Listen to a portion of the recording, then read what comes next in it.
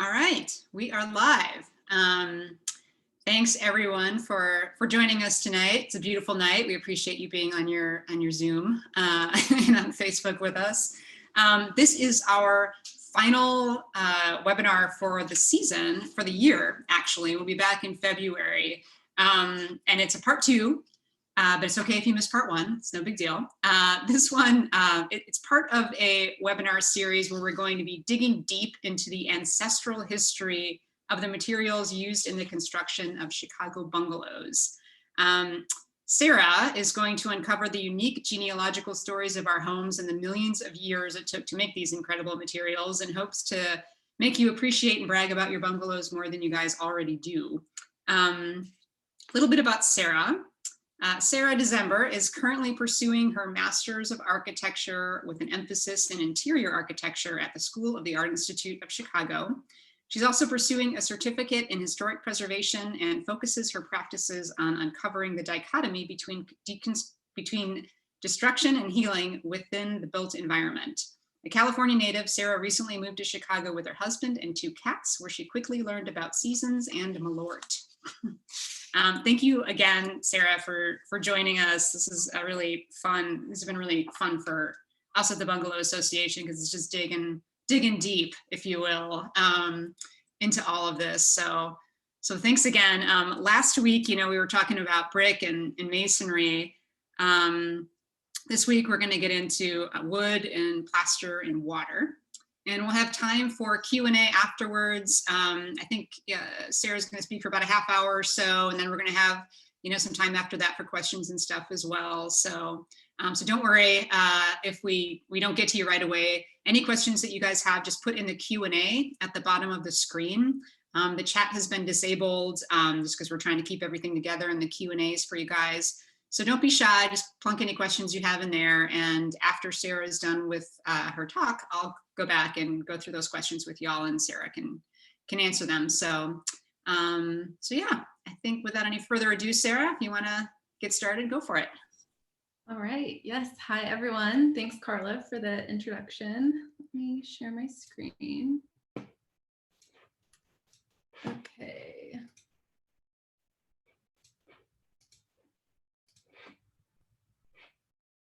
Okay, so hello, everyone. Welcome back if you were here last week, and if you missed it, don't worry. We're still going to have fun tonight. If you want to catch up from last week's session, you can check out the video. It was recorded on Chicago Bungalows Association's Facebook page, and I'll share the link to that just as a reminder in a couple slides. But I just also want to thank everyone at Chicago Bungalow Association for inviting me to share this research with you all. I really just nerded out on this, so it's exciting that I can have someone to just talk to this about and know that people are interested in this too. So thanks for joining. I really appreciate, and yeah, I think we'll have some fun tonight. But if you weren't here last week, I just want to briefly introduce myself and say hello.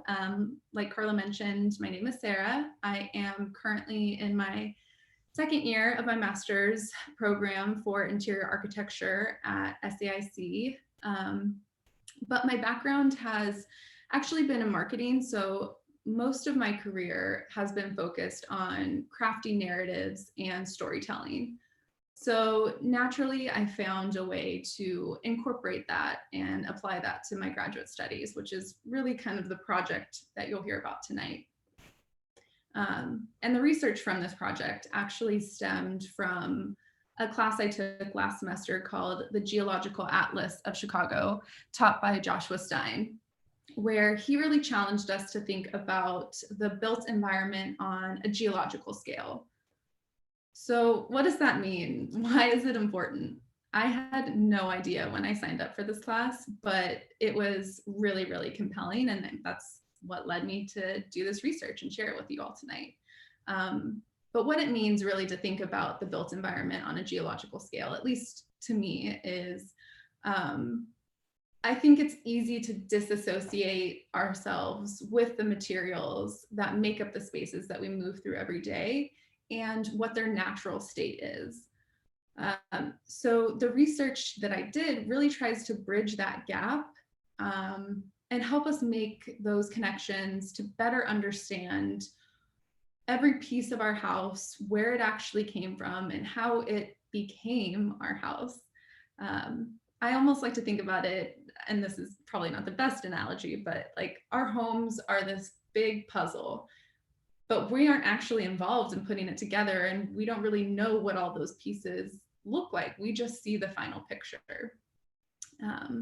Another reason why I think this research is important is because I think that in order to better care for our homes and the built environment itself, we have to really understand what they're made of, not only on a geological scale, but also a more practical level in terms of how are they constructed.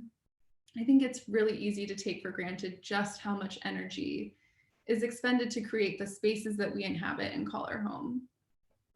So while the research I'm going to share with you tonight tries to do just that, I try to identify where materials are coming from that are used in bungalow construction, how they're extracted, processed, manufactured, and then eventually become your home. I recognize, though, it's by no means complete. I really just hope that this inspires some of you to do some digging on your own to try to get to know what lies beneath the surface of your homes in attempts to try to start uncovering some of those hidden narratives. Okay, so let's jump in. Enough about me. Tonight, I'm going to be talking about 3 specific materials. I'm going to first share my research that I did about wood, and then I'm going to talk about plaster, and then we'll end with a brief discussion about water. And then, like Carla mentioned, we'll open it up for Q&A. So don't be afraid to throw in your questions you have throughout my presentation into the Q&A function, and we'll definitely get to those at the end. So actually, before we jump in, I do just want to give a quick recap from last week's session. Again, like Carla mentioned, we talked about brick and concrete. And don't worry, if you missed it, you can check out the recording on Chicago Bungalow Association's Facebook page, which is linked here. Okay, so enough housekeeping, we can really get into it. Let's talk about wood. So when we first think about wood and where it's being used in your home, I'm sure the first thing that comes to mind is what? Wood floors. Maybe next you think about wood doors. Maybe your cabinets are made of wood. You most likely have wood trim or even wood window frames, but there's so much more wood happening in your house than you might actually be aware of. Wood is actually the largest volume of material used in construction of your bungalow. So why is that? How is that? Wood is actually found in not only the uses that I just covered, like the doors, the frames, your floors, etc., but it's also used in the manufacturing and construction process for many other materials that are used in the construction of your home. Wood frameworks are used to shape the brick of your bungalow's facade. Wood is used to create a temporary frame for your basement or foundation that's then filled with concrete. Wood is used to hold up your interior walls, which are then covered in plaster. So you can start to see just how wood starts to become such a larger volume of material that's used in the construction of your home. Wood is quite literally everywhere. So where is all this wood coming from? It's almost impossible to know the specific forest, but in the next couple of slides, I'm gonna try to start giving us some of the tools, or at least some of the research where we can start making educated guesses. But before we can do that, we need to first try to understand how the lumber industry even began. So we all know wood has always been a precious resource.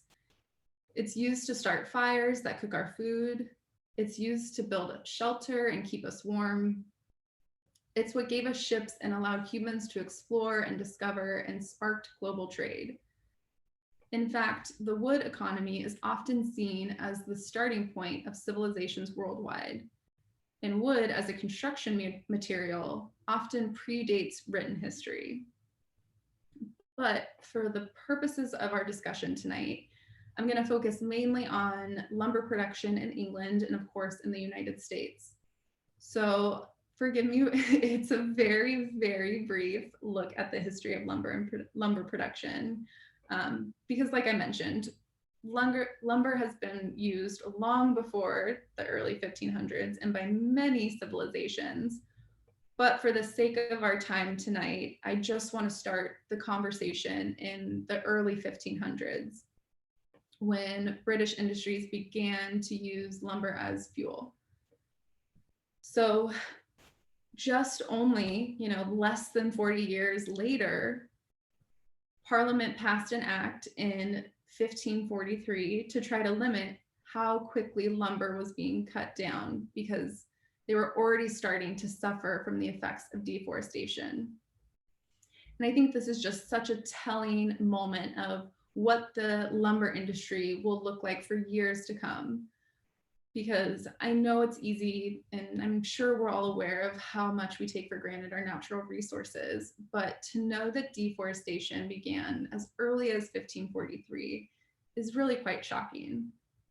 But it's also what caused England to turn to the United States for lumber, which essentially set off the beginning of one of the largest industries in America that still exists today.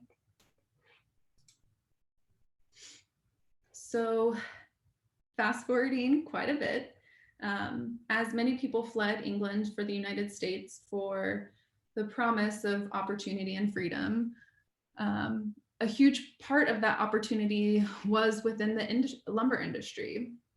So by 1790, just shortly after the United States became a country, New England was already becoming one of the leading suppliers of lumber for Britain and was exporting 36 million feet of pine boards annually, with a bulk of that wood coming from Massachusetts.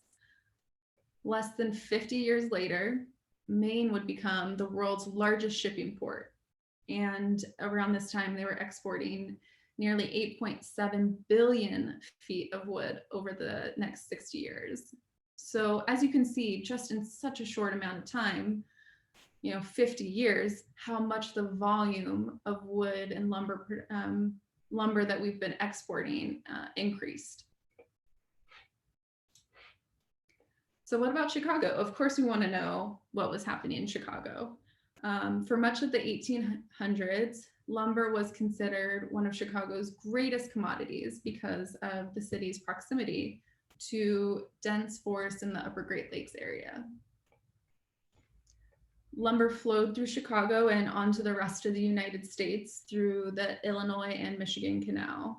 But by 1910, when bungalows were starting to pop up in Chicago, the city's lumber industry had already come and gone. Forests in the Upper Great Lakes region had been exhausted. It was time to move west in search of more lumber. So like I mentioned, lumber production continued to move west in search of dense forests to replace depleted ones. So you can really start to kind of see what that looked like in this image here on the slide, and see just how quickly virgin forests had been depleted across the United States.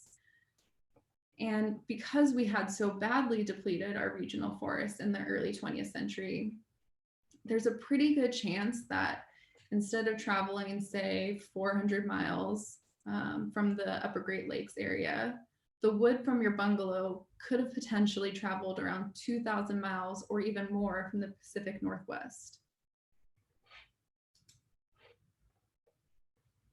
So now that I've talked a little bit about kind of what the lumber production industry looked like in the early United States history, I want to start talking and briefly talk about what type of lumber was being harvested and used in construction. So some of you may be familiar with this, but trees are classified into either hardwood or softwood.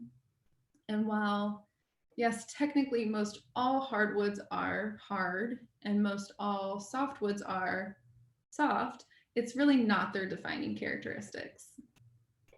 Hardwood comes from deciduous trees, which are trees that have leaves, and hardwood is generally used in construction for wall paneling, moldings, or even furniture, because hardwood tends to be a bit more expensive to use.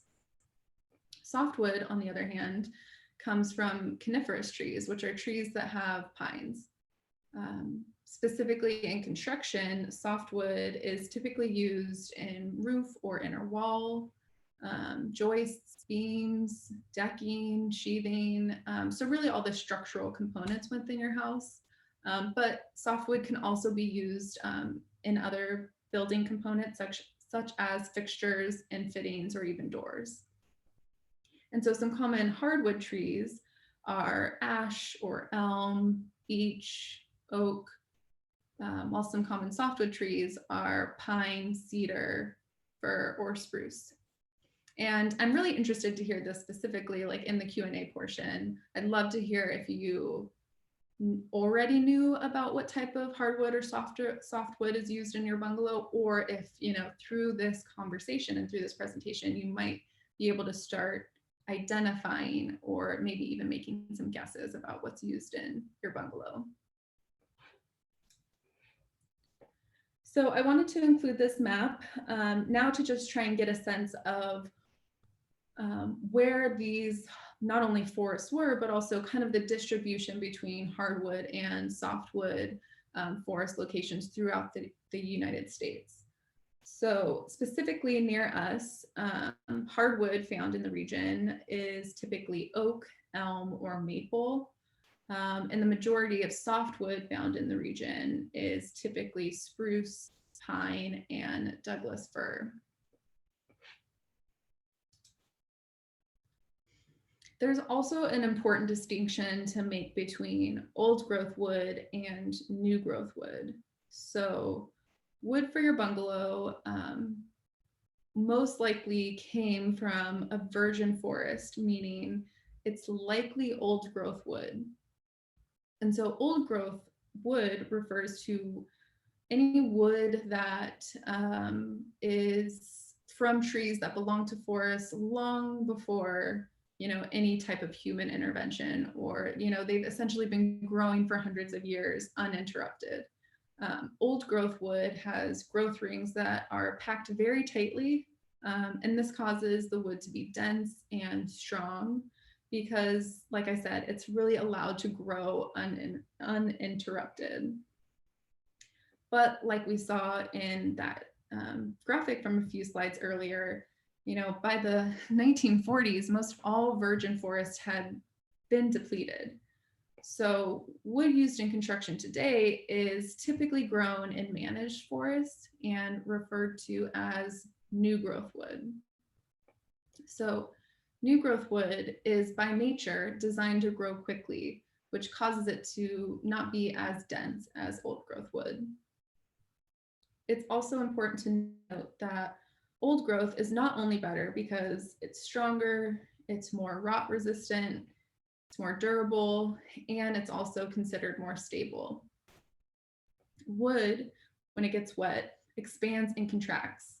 So by having a more stable wood, it helps to make sure that it's not moving nearly as much as new growth wood, which really essentially helps to keep your home in place. But I mean, I'm sure I'm preaching to the choir when we all might believe that, older can be better. So I just wanted to share this image here so we can, one, start to identify some common differences, but curious to see, like, okay, based off those characteristics, can you tell which one's old growth and which one's new growth? Okay, on to lumber manufacturing process. So this should come as no surprise, but the lumber manufacturing process requires sawmills. So prior to that, or prior to the introduction of sawmills, the lumber manufacturing process was done by hand and at a much smaller scale. But sawmills began to pop up along the Atlantic coast as early as 1640. But today sawmills are highly mechanized systems, I guess you would say, but the process itself in terms of how lumber is processed is relatively similar to how it was done hundreds of years ago. So after the trees have reached an appropriate size, they are cut down or felled and then transported to a lumber mill where the logs are scaled before entering a mill. And what that means is they are typically measured, inspected for defects, and identified what type of species they are to help tracking the volume of wood that's being sold. Once at the mill, the logs are essentially choreographed through the system where they are essentially first put into water, soaked in water. This helps to remove any mud or dirt, but soaking the logs also helps to more easily remove the bark in the debarking process. So as the log goes through the debarker, the blades can typically, I think, debark very quickly, like in up to 10 seconds.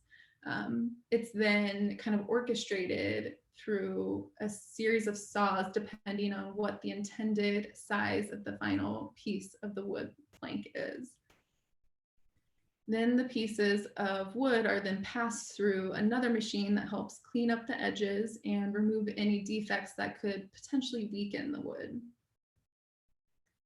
It then goes through an automatic sorter that organizes pieces of wood based on their size. So once the wood is sorted, it's then stacked and ready to be put into the kiln to dry. In this part, this process removes naturally occurring moisture from the planks. And then after it's dried, the planks typically go through a smoother or planer smooths that smooths the lumber surface to a uniform width and thickness. After that, the lumber is ready to be inspected, graded, and then shipped off to market. So, we all know wood is precious. I think, it may actually be the most visibly vulnerable resource. And what I mean by that is, I think it's a resource that we've quite literally seen burn before our eyes. I'm from California, seen all the fires in California. And that's not even on, a human intervention scale. That's just simply, well, I guess we could go into that, but for the purpose of our conversation, deforestation has caused such an impact on our forests, and we're really seeing them be depleted right before our eyes. But it's still so valuable, not only in the houses that we live, but in every step of the construction process. And it just goes to say that wood is valuable, and that value isn't going away, especially the wood in your bungalow.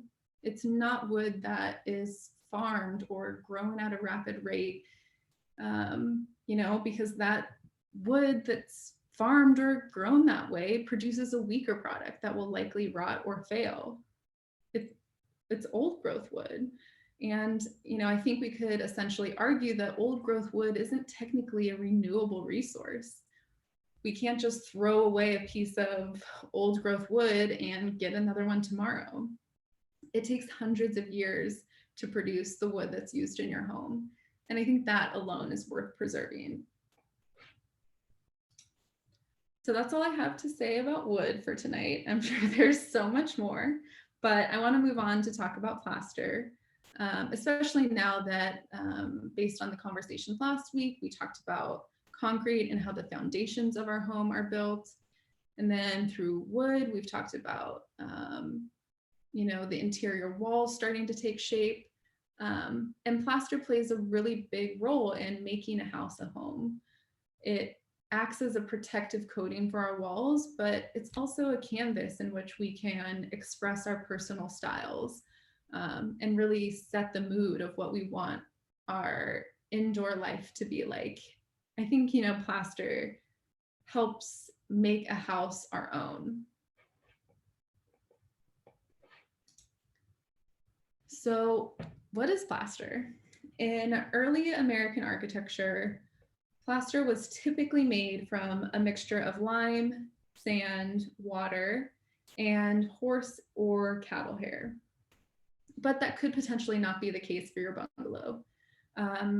Gypsum, or in Michigan, they actually have some of the richest gypsum deposits in the world. And gypsum itself is a soft material found in sedimentary deposits. And since about 1930, it's actually been one of the most commonly used rocks in plaster production. So just based on that knowledge, it's highly likely that the plaster used in your home is made from gypsum from Michigan. Okay, but so why does Michigan even have so much gypsum? So gypsum is prevalent in Michigan thanks to one of 6 prehistoric seas that flooded the Michigan basin between 600 to 230 years ago. The 5th sea out of those 6 prehistoric seas, known as the Mississippian, dried up and evaporated, leaving behind large deposits of gypsum, which would much later become the interior walls of your home. In its natural state, gypsum is found interlayered with limestone. So it's no surprise that it's excavated similar or using a similar process as limestone. But just as a reminder of what that process is, it's typically some type of blast or mechanical extraction, depending on the hardness of the stone. Once the gypsum is removed, it's crushed on site and then transported to a manufacturing site to then be further processed. So in order to then transform gypsum into plaster, it's pulverized and heated at about 248 degrees for 1 hour to remove a portion of its water content. Water is then later reintroduced to the crushed gypsum mixture to make it pliable and ready to be applied. The interior walls of your bungalow were most likely constructed using a technique called plaster and lath. So thin strips of what we now can identify as softwood, or also called lath, are nailed directly into the open wall studs. Lath boards are often made from discarded portions of larger pieces of wood used in external walls. They can often be made of any type of softwood, but most commonly were made from either cedar, pine, or fir. Once the lath is nailed into the wall studs, it is then embedded within 3 layers of plaster. Once the 3 layers of plaster have hardened, it's ready then for primer and paint and whatever else you want to put on top of it. So again, also that's a wrap for plaster for tonight. But as I kind of touched on, I think plaster plays such a large role in the aesthetics of our home, but it also plays a really important role in protecting the bones of our homes. Like all the materials we've talked about and seen, it takes quite literally millions of years to produce the mineral that's then transformed into the material that we see around us. So take a look at your walls. Maybe you have paint on them, maybe you have pictures hanging from them, but beneath those things, something that required a prehistoric sea to even exist exists. which I just think is such a cool way to think about the walls that are around us. Okay, now that we're on prehistoric seas again, I think that's a good segue to talk about water. The material I think that is by far the most overlooked and critical to the construction of your house is water. Water is not only used in the creation of all minerals that we've talked about, but it's also used in the manufacturing process of all the materials we've talked about. I also think it's really interesting that, in construction, water is so often seen as something to avoid or that will cause damage to our home or our built environment. But it's actually so often at the very beginning of all of these materials' origin story. It's the melted glacier that produced the clay to make our bricks. It's the prehistoric sea that once covered Illinois, leaving behind limestone, shale, and gypsum that makes our concrete and plaster.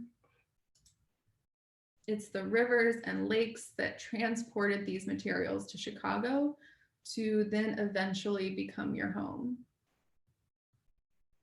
It's both added and extracted to manufacture, like I said, those minerals into materials. It's also the most difficult to understand in terms of where it's being sourced from. And it's almost impossible to quantify just how much water was actually needed to make your bungalow. Water might be the most important element needed to make your house, but it's also the most invisible and often ignored. And let's not forget that water is what makes the house livable by today's standards. Running water is a luxury that is also taken for granted. And that's kind of it for the bulk of the research that I've done. You've seen, the research focused on brick, concrete, wood, and plaster, but it's by no means an exhaustive list. I mean, there's a ton of other materials that are used in your home, and I just want to quickly touch on a few of them. So of course, there's windows, which are made of glass, and specifically, many Chicago bungalows often use leaded glass. Metal, it's used for your door handles, hinges, locks, and let's not forget about all the nails and screws and ties that hold everything together in place. There's paint or wallpaper that goes on top of your plaster. And this is all to say that your bungalow did not appear out of thin air. And while it's almost impossible to understand the total volume of materials, miles traveled, and hours of work it took to create your bungalow or the 80,000 other bungalows in Chicago, it's really important to try. Every inch of our house tells a unique story about our Earth's geology. Every brick, every block, every wood beam in the walls and in the floorboards are a result of the world transforming over millions of years. And we really have a responsibility to learn those and to preserve those stories for future generations. And so, like I said, this is really just an exercise, and I hope it will, be the beginning of your own journey to discover more about your bungalow, and curious to see what you will uncover. So that's all the specific research I have to share for you tonight. I, of course, want to open up the floor for any questions. Like I mentioned, as we've talked about this, and I've kind of started to give you little nuggets that hopefully you didn't know about before, and hopefully you can start to use to take a look around and try to start to understand a little bit more about your house. I'd love to hear if it sparked any specific findings or thoughts about the materials in your home.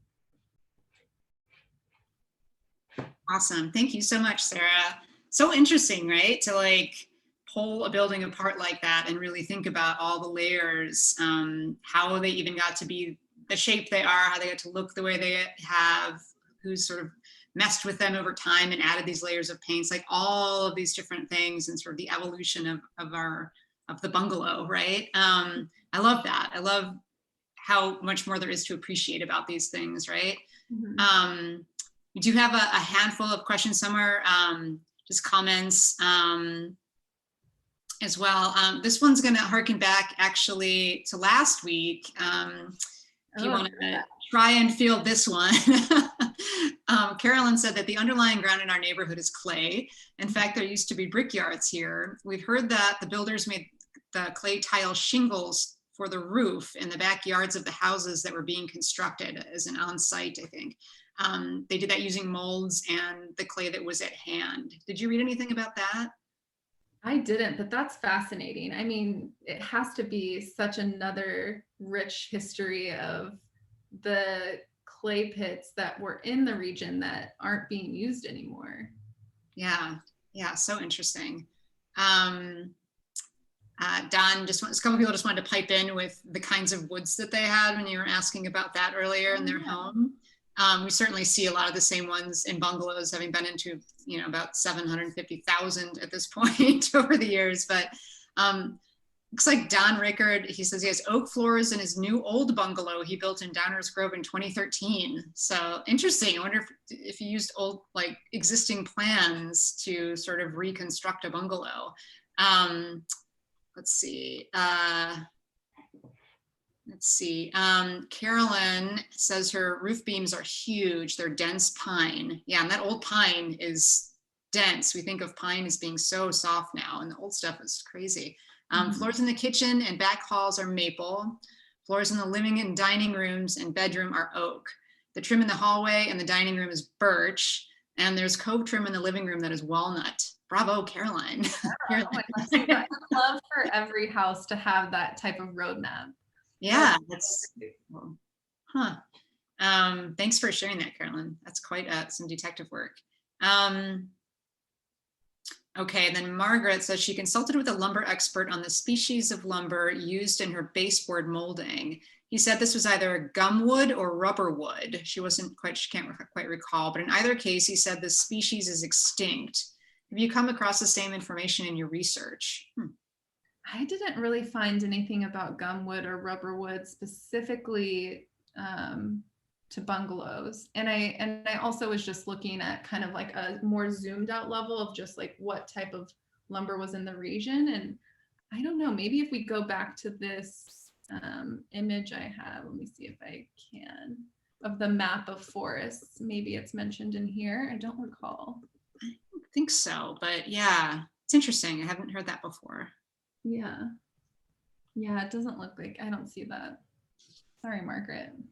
Yeah, interesting. Who knows? I mean, everything is so standardized now, right? But back when they were building things, it was like, I know, people who's like living in the house that their grandfather built. Like people would just kind of, things were a lot more like kind of loosey-goosey that way. So all kinds of stuff can pop up. And this is just because like construction industry is very new to me too. But I'm curious, is it common that you would have that many types of wood used in one single house that I forget? Well, you'd have you'd have like maple and pine in the areas like the kitchen and like the back areas, kind of like how you have face brick in the front, you want everyone to see, and then common brick along the sides and the back, it was kind of the same way with wood. So, you'd have like oak and stuff like, up in the front of the house where the guests would come and everything. And then the back and the kitchen's closed off, or sometimes like in upstairs bedrooms. Certainly if there are places that have like servants' quarters, homes like that, it's always like pine. Yeah, there is generally a mix that way, but that like 5 different kinds of woods was pretty pretty interesting, definitely. But it's definitely not unheard of. Carol just said this was super interesting and thanks you. Let's see. Okay. An interesting fact I learned recently was the introduction of glass doorknobs. Production of metal doorknobs was limited as the metal was required to produce supplies and materials used at wartime. Glass doorknobs were produced as a substitute. How interesting, I did not know that. Yeah, those glass doorknobs are all over the, 1910s and 20s built environment. Did you do any digging around that? I've not really done any digging around that. I didn't do anything specifically for this project, but I have heard that before, that because metal was needed for war, that often the construction turned to other materials. And I think this is a perfect example of that. Yeah, I'd heard that too, but I'd never thought about it in terms of doorknobs because it seems like they're in something like fancier, you know what I mean? Like usually it's sort of the opposite. So thank you for sharing that, Margaret. That's really interesting. Yeah, we'll worry on. Okay, the difference between stained glass and leaded glass. I did not touch on this too much in my research, so I don't know if I can give too much on this. Like what you saw in terms of me mentioning glass was the amount that I did for this research. So that's definitely something I need to look into. Yeah, gosh, and I know I've looked these things up before. If anybody does know anyone, to pipe in on the Q&A, someone like Matt Wolf, if they're still on, for example. So stained glass and art glass are usually the two that are sort of like, what's the difference between stained glass and art glass?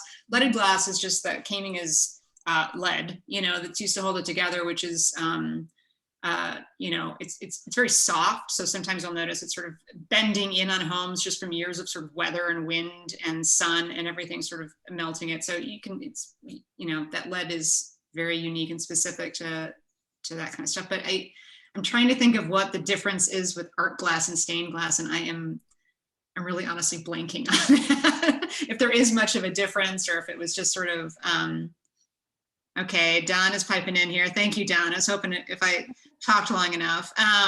Leaded glass and stained glass are basically the same, but leaded glass describes designs which have no color. This type of glass has been mixed with lead-rich materials while molten. Okay, lead replaces the calcium content of a typical glass. Lead glass has a long history. Thank you, Don. Let's see, that's great. Right, stained glass could also be leaded, but it includes colors in the little panes. Okay. We're all learning together here tonight. Honestly, this is something that I felt at the beginning of the class of just when we started this the semester. Joshua was like, okay, pick one material and like spend the semester researching it. And you really start to unravel so many things that you can really learn, and it really can feel quite overwhelming. And that's what kind of inspired me to try to expand it a little bit more, to try to make it more digestible, because it is just there's so much information there to really know. So much, definitely. And we've got a gumwood comment from Matt Wolf. We have red birch trim and doors. After stripping layers of paint to prepare them for staining and refinishing, we noticed that about 30% of the trim was a slightly different species that was later identified by Trim Mill as being gumwood. Okay, I was told, and Matt lives in a bungalow, I was told that it was not uncommon for lumber yards to slip in some gumwood in with the birch to save money back in the day. Gum and birch are apparently very similar in grain and stain absorption. Have you heard of this trade secret? I love that there were cheap contractors and suppliers 100 years ago today. They kept the gumwood, by the way. Okay, interesting. So there you go. There you go. It's like fake tilapia, It's like there's like some version of this in everything.